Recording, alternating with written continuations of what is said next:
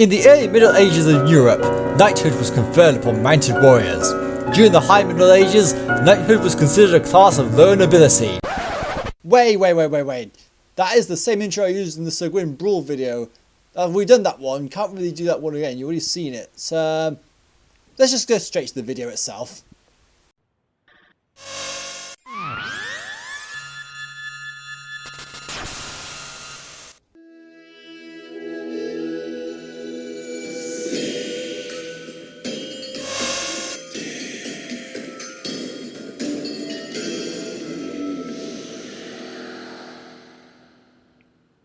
Hello, A-Person here, and welcome back to another Magic the Gathering video. Not on Arena this time though, because truth to be told, I'm kind of getting a bit bored of Arena, and my computer really lacks the ability to record games sufficiently without the huge footage blocks that you'll have seen in previous videos. So that is kind of why you're not seeing many Arena videos from me anymore. But I still want to continue doing some sort of TCG content on this channel, so I have decided to pivot my content into more of a physical deck profiles. Because I've been playing a lot of Commander recently after local game stores resumed opening. I find that Commander in Magic the Gathering is probably the format in any trading card game that best suits my ideas of what a card game should be. It's more focused on the fun side and less so much on the competitive side, so there's a less chance for the rage-inducing stuff that happens on Arena. So I figured today we would go over one of my Commander decks. This is the longest Commander deck I have.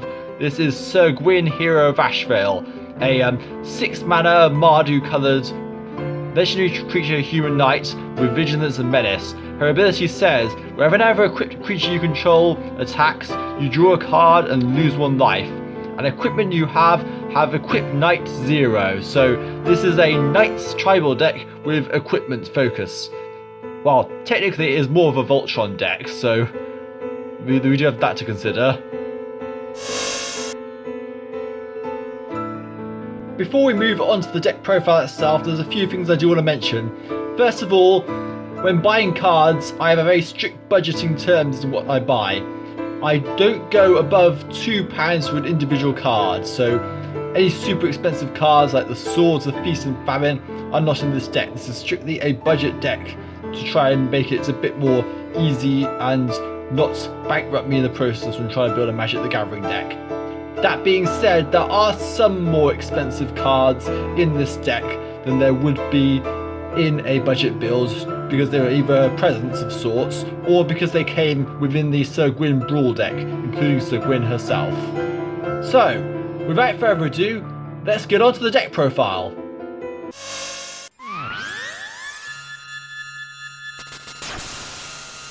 First up, let's take a look at the knights.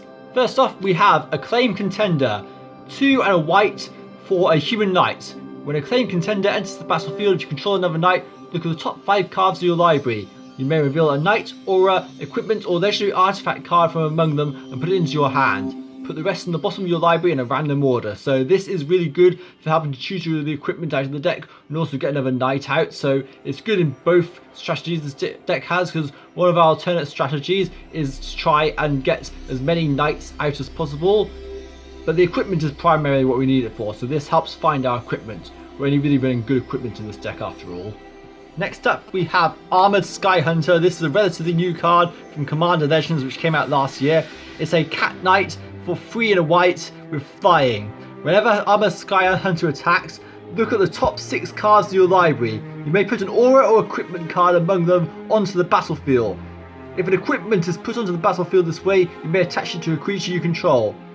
Put the rest of those cards on the bottom of your library in a random order. This is a fantastic card which I've really yet to use to its full potential, but this has really good potential to get the equipment out of your deck and straight onto the battlefield, cheating out their casting costs. So something like an Argentum Armour, for instance, which normally costs 6 mana, we can get that thing out with an Armoured Sky Hunter for relatively cheap. So yeah, really good card overall. So that's and it also helps as a knight, so it benefits from Syr Gwyn's ability to equip for 0. So that's 2 knights in the deck so far. Next up we have Ariel, Knight of Gwyngrace, if I can get her in frame and not obscured. Bad Armoured Sky Hunter. There we go. So ILs for Knight of Wind Grace is 2 white and a black for a legendary creature human knight with vigilance.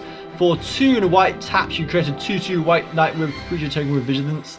And for black and tap X untapped knights you control, destroy creature with target creature with power X or less. So she rewards us for getting a whole bunch of knights out on board. So IL is kind of the figurehead of the knight tribal side of the deck, and so she does benefit from getting a huge amount, although it's not necessarily necessarily rely on, because we can't really exactly tutor for IL in this deck, because the tutor is more focused on the equipment side of things. But she's a nice option to have, and she has vigilance too, so there is that to consider. Put it to the side for now and move on to the next knight. Next up we have Bloodsworn Steward, a 2 for double red for a vampire knight with flying. It's a 4/4. Commander creatures you control get +2/+2 and have haste. So this is really important for the deck because Syr Gwyn costs 6 mana and does nothing when she comes onto the battlefield. So giving her haste is ideal really, and Bloodsworn Steward is one of the many haste enablers that we have in the deck in order to help this. Plus, Bloodsworn Steward also pumps Syr Gwyn by +2/+2, so really useful. This obviously came in the Edgar Markov precon, but it's also really good in this deck too, so we have it in here. Okay, let me just straighten that up a bit because they're a bit wonky. Okay, there we go, that's better. Okay, on to the next knight. This is one of the more expensive ones of the deck because this was a present. This is Cavalier of Dawn. 2 white, vigilance. When Cavalier of Dawn enters the battlefield, destroy up to 1 target non-land permanent. So this is excellent removal in this deck that also happens to be a knight. Now they do get a free color skull and artifact creature token, but we don't really care about that because if someone's about to go off and has a combo deck, we can blow up one of their crucial combo pieces and hopefully stifle them. So yeah, this is a really good thing to have, and also this is it's just good utility to removal that can destroy absolutely anything it needs to. So really good card. And also if it dies, we can recover our artifacts and enchantments. So if they get blown up by our opponents, so if an opponent blows up like an Ember Cleave for instance, then we can just get it back again if on Cavalier of Dawn's death. So yeah, I've used this card a few times since I got it, and it's just been extremely useful to disrupt opponents. Although it hasn't always worked out, let's just say. Let's move on to the next knight. Over there for now. Next up, we have Corpse Knight, a white and a black for a 2/2. Now, if you're wondering why there's a big fat piece of paper stuck in the card sleeve there, it's because the original copy of this card that came in the Brawl deck had a misprint. It read as a 2/3. The card should actually be a 2/2, so that was a big mistake on their part. So I have I didn't have a replacement copy of Corpse Knight with the correct printing in it, so as a result I just stuck a piece of paper in the sleeve so that its actual stats are a lot clearer. But anyway, this has the effect of whenever another creature enters the battlefield under your control, each opponent loses 1 life. Moving on, we have Danifer Capashan Paragon, a 2 and a white for a legendary creature human knight with first strike, vigilance and lifelink. Crucially, however, she reduced the cost of all equipment in this deck by 1 mana, so very important card for how we can get our equipment out easier. And also I didn't necessarily go over Corpse Knight's effect and why it's in the deck, because if it basically allows us to keep casting knights and draining our opponents and make it easier to deal with multiple opponents. So that's why he's in the deck. Anyway, let's move Danifer over the side and move on to the next knight. Up next we have Fervent Champion, 1 red for a human knight with first strike and haste. This is in the deck because its equipment abilities cost 3 less to activate with the target Fervent Champion. So if we don't have Syr Gwyn for whatever reason, then we have an alternative outlet to be able to equip easier. I always say a Fervent Champion can pump other knights when it's attacking, so there is that as well, but it's mainly in there for the equipment, so that's all there is to that really. Next up, Inspiring Veteran, a Knight Lord in the deck which gives all knights +1/+1, red and white. And then we've got Knight of the White Orchid, which is in the deck for ramp. When it enters the battlefield, if an opponent controls more lands, I can search for a plains card. Yeah, it can be any plains, it doesn't have to be a basic, so this is why this card is really good. and then you put it onto the battlefield, so we can use it to tutor our dual lands if necessary, and you'll see that in the mana base later on in the video. That over to the side here. Moving on to the next night, we have, oh, got two there, just put that back there for a moment. We have Midnight Reaper. This is in here for its ability to draw cards when another non-token creature dies, so this is pretty good to have in the deck in case any of our knights get blown up. So that's just gives us more card draw out in the deck. So now we don't have much sack outlets in this deck because it's more of a knight tribal deck, but it's good to have anyway, especially if we lose our commander to removal. Speaking of removal, we have Murderous Rider, a knight that's also a removal spell, so it's perfect fitting this deck. Admittedly the removal is 3 mana, but we get to destroy creatures of Planeswalker at the cost of 2 life. As you can see, this is an alternate art Murderous Rider. I got this at the Throne of Eldraine pre-release, so this was probably one of the best cards I got at the pre-release if I think about it really. So yeah, that's really good. Up next we have Sylvia Brightspear, a human knight with double strike, and you can tutor another creature in the deck, which we'll get to later. She gives dragons double strike, but that's not really affect too much. Not unlike the other parts of the whole combo. So yeah, so Sylvia Brightspear is also a really good target for equipment because of her double strike. She just makes that equipment all the more impactful. We've got 2 more knights to go over. First of all, we have Sir Conrad the Grim, who whenever another creature dies, so if we're up against opponents who tend to sacrifice a lot, we can punish them with Sir Conrad. So that's going to help even the score somewhat.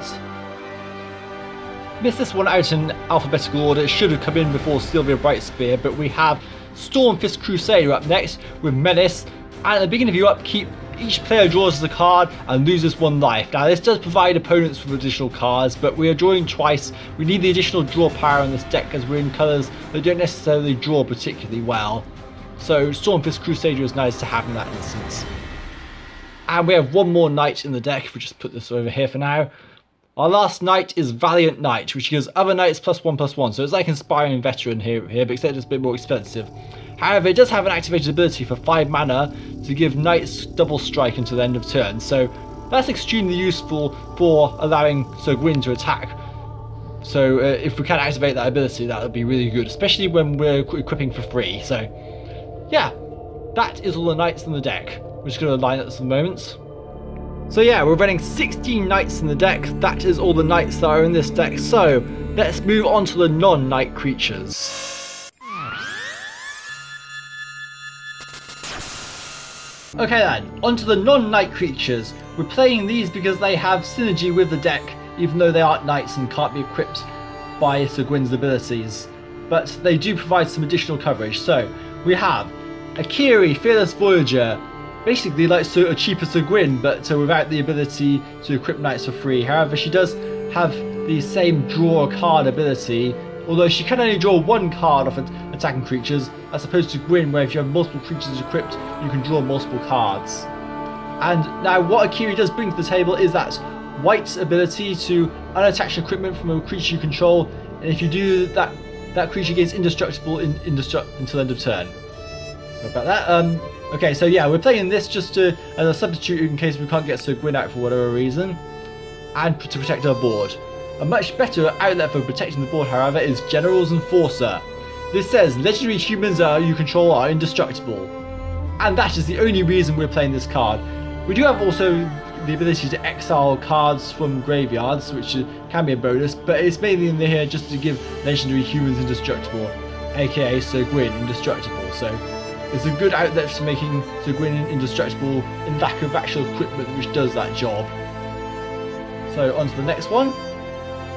This next creature shouldn't really be a surprise. It's Korvath Brightflame. We already know we're running Sylvia Brightspear in this deck, so naturally we're running her partner, Korvath Brightflame, who can... So both of these can tutor each other when we cast them, so that's really useful to have. It gets the pair together easily. It has flying and haste, and knights you control have flying and haste. So this is basically one of the better cards in the deck. It gives Syr Gwyn haste, so that's all something regarding that, but it's also the full crux of Knight Tribal, because by getting a whole bunch of knights on board with Corvath on board, we can give them all flying and haste and swing really big immediately for massive damage. I have won games on untapped.in like this before, so it's pretty cool to have. And you'll see another card later on we can combine it with to get a load of knights out onto the battlefield really easily. We'll get to that a bit later though. Last but not least, we have Sad Robot. Sad Robot enters the battlefield, so you may search your library for a basic land card, put it onto the battlefield, tapped, then shuffle your library, and you get to draw a card when it dies. We all know what Sad Robot does, so no need to explain even further about that. So yeah, those are all of the non-knight creatures in this deck. So we're going to move on to the equipment tutors.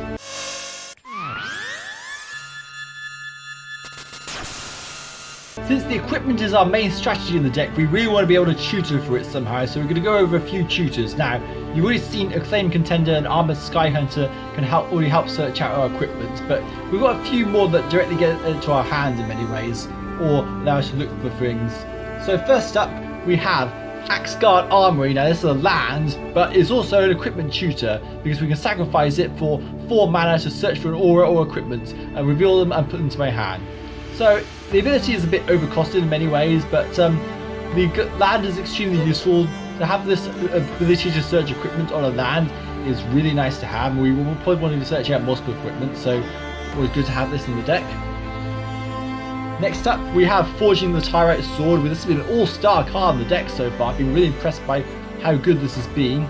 In the first 2 turns after its cast, we create treasure tokens, and then in the 3rd turn, we get to search for an equipment card. We can also search for Halvar, God of Battle, but we're not running him in this deck, so I was considering running him, but I decided that I've already got enough creatures as it is, and I kind of like the equipment lineup we have. But it's an option nevertheless, and Halvar is particularly good in this type of deck. But yeah, the main reason we want the treasure tokens is because we want to ramp up to Gwyn. So this helps get Gwyn easier and tutors for the perfect equipment. Just an excellent card in this deck overall. Next up, we have Nahiri, Heir of the Ancients, the only planeswalker in the deck. Her -2 allows me to go and search for equipment among the top 6 cards. You can also search warriors, but there's not really any well, there's a Kiri who can be searched on Nahiri, so that does help somewhat, but she's mostly there to try and search out our equipment and try and get it to hand, although I have whiffed with Nahiri on multiple occasions. She can, however, also do a +1 to create a white quartz creature, and then equip a equipment we have on the battlefield directly to it. So another way to get around Syr Gwyn's equip cost should we not have Syr Gwyn out. So as you can see, you've got a lot of ways to try and get around Syr Gwyn's equip costs in this deck. On to the next one, we have Open the Armory, the classic equipment tutor. Search your library for an aura or equipment card, reveal it, put it into your hand, and then shuffle your library. I say classic, but it only came in Innistrad, I believe, so yeah, so Open the Armory, a very recent addition to the deck. It took me a surprisingly long time to get this card, but it's in the deck now, so we have it. And our last tutor in the deck is an all tutor. It's Wishclaw Talisman, where we can enter in the battlefield with 3 counters, but then we can use the tutor for any card in the deck, but at the cost of the opponent getting to it. If we get the Wishclaw Talisman back, then we can tutor for something else. So yeah, that's all of the equipment tutors in the deck, along with the Acclaimed Contender and Armored Skyhunter, of course. So let's not beat around the bush, let's get to the actual equipment itself. Okay then, let's go over the equipment. There is a lot of it in this deck because we're running quite a bit of it for Syr Gwyn. So first up we have Argentum Armor, which costs 6 mana and has a equip cost at 6, but remember, Syr Gwyn makes that equip cost 0. Why are we playing this? It gives the equipped creature +6/+6, so it makes it absolutely huge, and whenever a equipped creature attacks, we can destroy target permanent. So yeah, this basically allows us to get rid of anything problematic on the board. So fantastic piece of equipment, though the steep cost makes it difficult to get out. However, stuff like Armored Skyhunter can cheat this into play, so hopefully we can get on with something like that. If I ever hit this off Armored Skyhunter, that'll be fantastic. Up next, we have Blackblade Reforged, a legendary artifact equipment. You get 1/+1/+1/+1 for each land you control, so this can make a creature really big. It does have a discounted cost for equipping legendary creatures, just in case we don't have Syr Gwyn on the battlefield. Otherwise, the equip cost is a very high 7, but yeah. So this is another way to help make Syr Gwyn really big. As you'll see, we're picking equipment in this deck that has beneficial abilities or makes Syr Gwyn incredibly big, because our aim in this deck is to kill our opponent on commander damage. Next up, we have Cloak and Dagger. Now I'm running this because I do not have access to Lightning Greaves or Swiftfoot Boots, so this is in here. It gives the creature +2/+0 and Shroud. Really important so that you don't have our creatures targeted. Now it does have Rogue Tech, so that's irrelevant to this deck. Let's just move on to the next piece of equipment. Next up we have Colossus Hammer, probably the best card in this deck really, because it gives a creature +10/+10, loses flying, but there are ways around that. It equips for 8, but that doesn't matter when Syr Gwyn equips for knights for 0. So yeah, if we put this on Syr Gwyn, then we only need about 6 more damage and we can OTK an opponent on commander damage, and it really puts them on the clock there. They really have to try and get everything ready, and then otherwise, well, we'll just have to try and redeploy Gwyn, hopefully with haste, and do it all over again. So the board can get particularly scary, and this is the main way I've won many games of Commander, using Colossus Hammer alongside other pieces of equipment. But to the side, another high hitter is Embercleave. If you played Arena a lot, you know exactly what Embercleave does, but if you haven't played Arena, then it's quite simple. It costs 1 less for each attacking creature you control, so if we get a number of knights out, we can get it out for cheap. And it automatically equips to a creature when it comes in, gives +1/+1 and double strike and trample. Yeah, this thing really helps to win games as well. So Colossus Hammer and Embercleave is practically overkill really. 16/16 Syr Gwyn with double strike and trample. Yikes! Next up we have Kite Sail, which only gives the creature +1/+0, but importantly gives the creature flying. This is very important because we don't want our commander to be blocked, so we really want to get that damage in and not have them blocked by multiple creatures, which could potentially be lethal because we can have several creatures block and kill Gwyn. So flying really helps to get over all of that, and if they only have unless they play a flying deck, so yeah, there is that to consider I suppose. Let's train up a bit. Next up we have Loxodon Warhammer. This gives the creature +3/+0 trample and lifelink. This thing is ridiculous. I've got this card out so many times now, and it's gained a ridiculous amount of life when equipped to Syr Gwyn. Just gives me the highest life total, like really I think it was up to over 62 life in one game or something, nearing 70. It was stupidly high. Still didn't win though. Next up, Mace of the Valiant. Whenever a creature enters the battlefield, it gets plus a counter, and the equipped creature gets +1/+1. So this really brings the whole Knight Tribal plus the whole Voltron equipment straight together. So that just rewards you for playing lots of creatures. It's just really good, and if you cast a lot of creatures, it can really build up over time.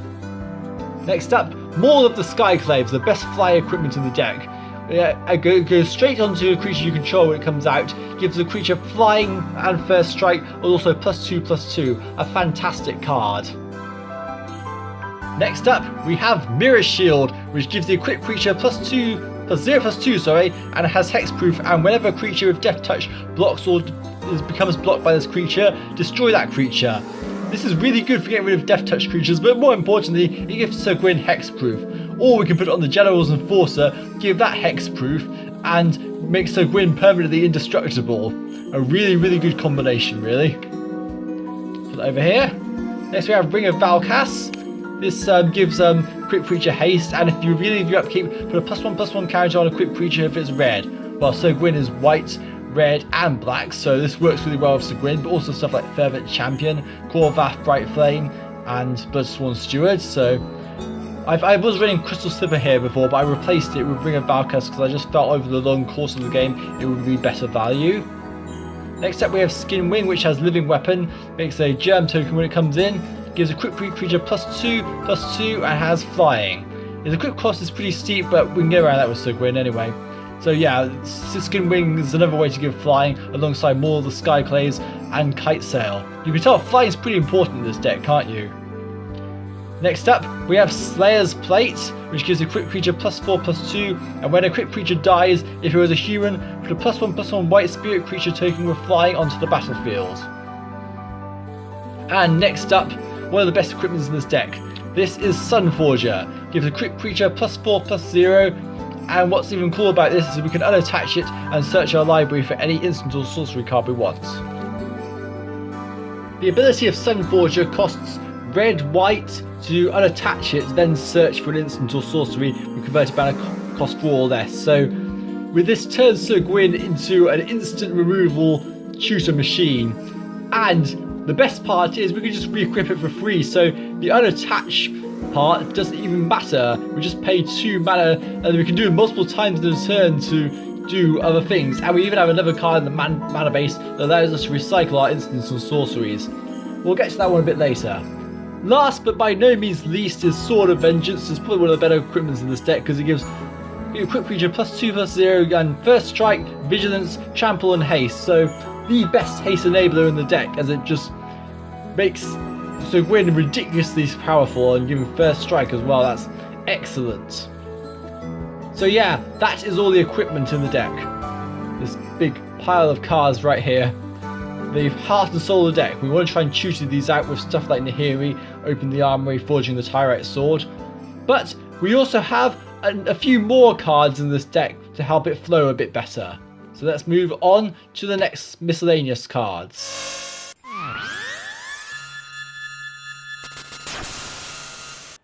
So we have a bunch of equipment in this deck, but if we have a lot of low powered equipment, such as the stuff that only boosts by 1 or 2, but gives extra abilities like flying, we really need that to push over the edge.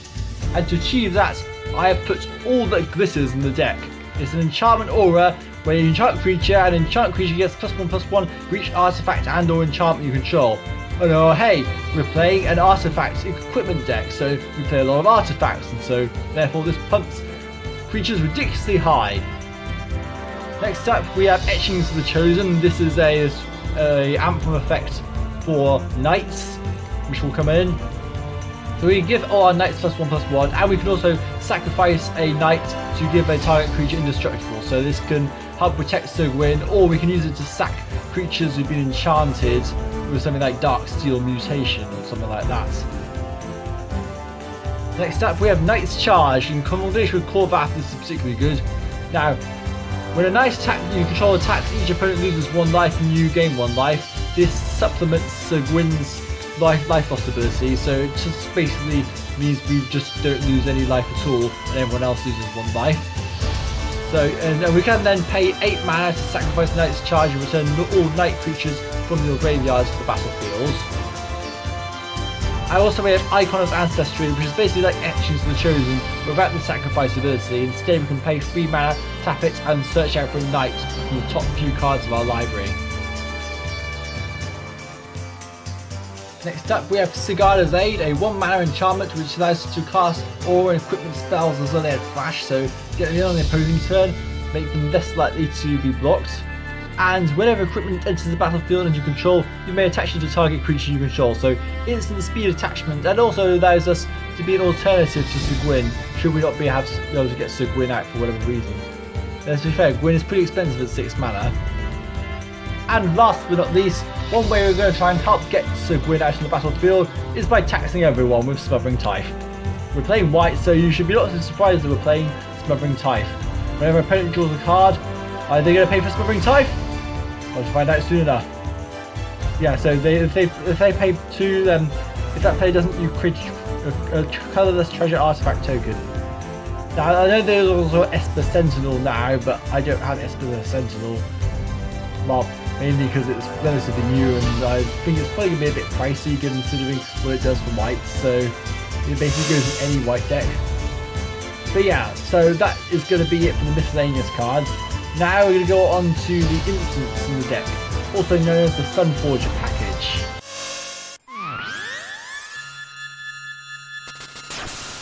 Okay then, here are the cards we're running with Sunforger Package. These we can choose off, or we can just cast them if we have in our hand. So we have Crackling Doom, deals 2 damage to each opponent. Each opponent sacrifices the creature with the greatest power among creatures they control. never mind that part. That's not really respecting modern day, so because it's quite an old card by this point. Next we have D-Spark, exile target permanent converted mana cost 4 or greater. Dire Tactics, exile target creature. If you don't control a human, you lose life equal to that creature's toughness. So Gwyn is a human and has many of the knights, so this works really well in the deck. Master Warcraft allows us to choose which creatures attack this turn and which creatures will block this turn and how those creatures will block. So quite a useful anti-pressure. So if someone's got a massive board, we can really stop them from mass attacking. And finally, we have Mortify, destroy target creature or enchantment. So a lot of tech for removal that we can use Sunforger for. And we also have in the deck Miscellaneous Plains, a plains that enters the battlefield tapped. But if we tap it and pay 1 white, we can put target card from the graveyard into the bottom of your library. That allows us to recycle it with Sunforger. Miscellaneous Plains can also be tutored through Knight of the White Orchid since it's a plains. So that is actually pretty easy to get this into play if we have the Knight. So yeah, a lot easier than you might think.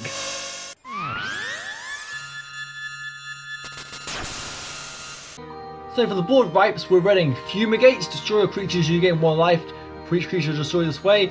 Kaya's Wrath, similarly, except you just gain life equal to the number of creatures that you control will destroy this way. So it's slightly worse with 2 mana, but it's another additional board wipe, so why not? Then we have the deck-specific board wipes, namely single combat. Each player chooses a creature or planeswalker they control, then sacrifices the rest. Players can't cast creature or planeswalker spells until the end of your next turn. So the theory is that because Syr Gwyn has Menace, single creatures cannot block Syr Gwyn. Therefore, it's as good as equivalent to a board wipe, and that allows us to hit through without being blocked. And finally, we have along the similar lines of thought. We have slash the ranks, destroy all creatures and planeswalkers except for commanders. So we will leave potentially the most fulcrum part of the opponent's decks here, but at least they don't have an armada of blockers to get in the way. So that's always good to have. Now I do want to really get Ruinous Ultimatum for this deck because that is the best Mardu board wipe you could have, but I think it's a bit out of my price range right now, so unfortunately I can't afford it. Oh well. So we're going to go look at the mana rocks next. We're running a bunch of mana rocks to help accelerate mana to Syr Gwyn because she's pretty expensive. So let's see what we're running in this deck.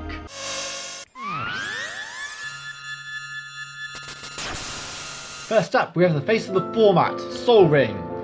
1 mana, add 2 colourless mana. Pretty broken card when you think about it, no wonder it's banned in constructed formats. But as a one-off in Commander, it's just really good for getting ahead, and this really helps get Syr Gwyn out. Like if you go for turn 1 Soul Ring, turn 2 Smothering Tire, if you get Syr Gwyn out on turn 3, what difference that can make when we don't have any equipment to help, I don't know, but it can at least get a creature on board, so there is something like that. We also have Arcane Signet. Add 1 mana, any colour of your commander's colour identity, came in the Brawl deck, so unsurprisingly I'm running it. Then we have the Signets, Boros, Rakdos, and Orzhov Signets. These tap for 2 mana, but you have to pay 1 in the process, so they don't really accelerate you by much, but they can accelerate you by 1 and allow you to fix your mana to cast certain spells, so that's always pretty useful indeed. Then we also have Talisman of Conviction and Talisman of Hierarchy. I do not have Talisman of Indulgence because it's a bit more rarer than these 2 that came in Modern Horizons, so as a result these are the ones I can only afford, so the Boros and the Orzhov Talismans. So that is it for the mana rocks, and that's pretty much it for all the non-land cards in the deck. We're going to go now move on to the remaining lands that aren't Axgard Armory or Miscellaneous Plains, who you've already seen me cover in other sections.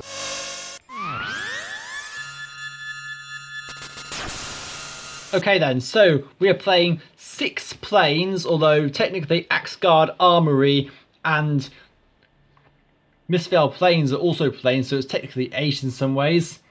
Then, to add to that, we're playing 4 swamps and 3 mountains. I've gone for a more predominantly white build because a lot of the equipment stuff is in the white colour, so now we do want double red for Embercleave, but there are plenty of ways to get that, so there's not too much of a problem. Next up, we have the Snow Jewel lands, the Alpine Meadow and Sulphurous Mire from Kaldheim. These have a These come into play tapped, but we can tutor this off Knight of the White Orchid. This is in here just for the fact that there's another card in the deck that will care about swamps and mountains, so useful to have that. Next up, we have Battlefield Forge and Caves of Koilos. These cards are pain lands. We can add 1 colour to the mana pool, or we can pay 1 life to add 1 of their specific colours. So this for Orzhov, this for Boros. Next up, we have the bounce lands, Boros Garrison, Bractus Carnarium, and Orzhov Basilica, where they enter the battlefield tapped, and we have to control to bounce the land back to our hand where we play them, but they do tap for double mana, which is particularly useful in the long run of the game.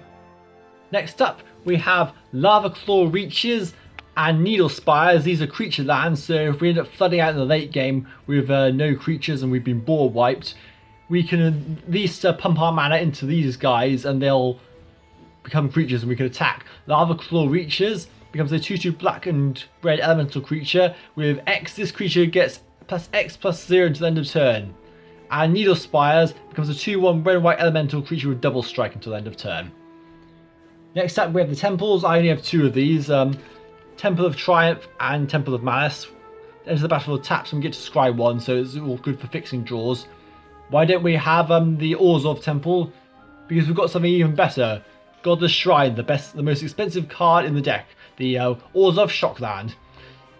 No need to explain what it does. I'm sure a lot of people here know what Shocklands do. There are no fetch stands in this deck, so this does make this card the most expensive one in the deck.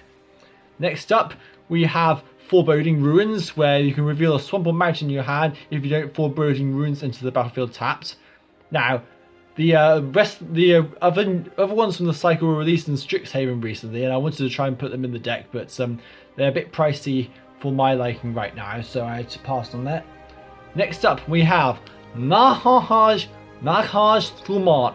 It's Smoldering Marsh. It enters the battlefield tapped unless you control 2 or more lands, is it? I think that's right.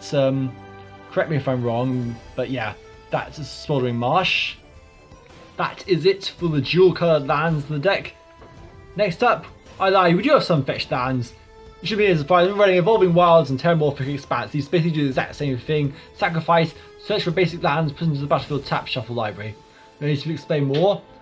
On top of that, we also have Esper Panorama and Jund Panorama. These allow us, these can act as colourless lands, or we can sacrifice them to search for a particular type of card. Now, this searches plains, islands, or swamps, but we're only ever using it for plains and swamps. And similarly, this is for swamps and mountains.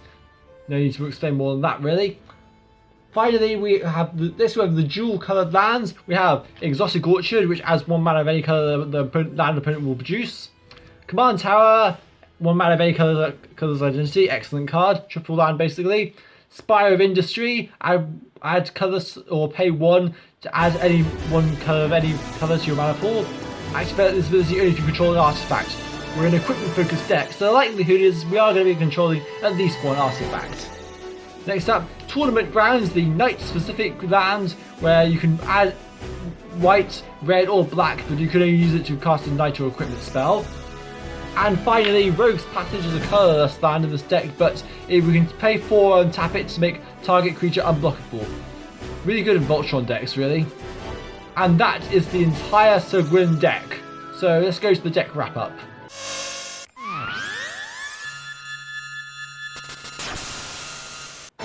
So yeah, here's the entire deck in one shot, so you can see the curve in general we got here.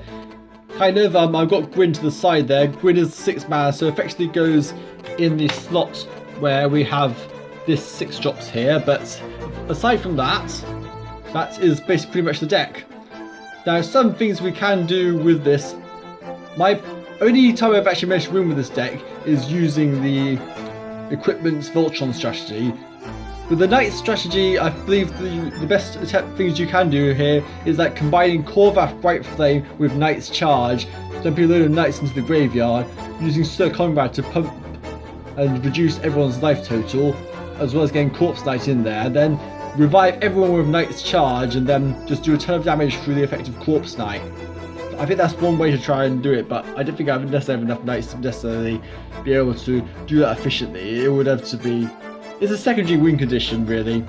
Now I know it's a bit sketchy to have 2 different ways to win in a commander deck, considering that's gonna get in each other's way in some ways. But the thing is, because Syr Gwyn's 6 mana and because of command attack ever advancing each time Syr Gwyn gets destroyed, it becomes a point where Syr Gwyn just becomes way too expensive to be feasible. So we had to find something alternative to do. And that is going to be it for this deck profile. Let me know if you want to see any more deck profiles on the channel in the future.